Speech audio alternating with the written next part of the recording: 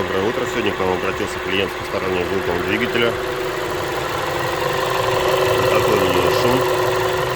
Проверили уровень масла. Уровень масла не совпадает. На минимуме долили масло, но звук все равно никуда не ушел. Для проверки чуть слили масло. И что мы обнаружили? Это в масле. Так будет более понятно видно. Обнаружены металлические стружки, ну скажем так, серебрянка. Это частица вкладышей двигателя.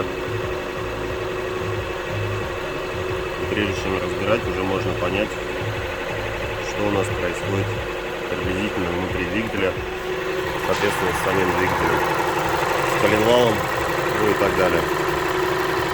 Сейчас будем разбирать, смотреть, что там произошло. Пробег у автомобиля 74 тысячи.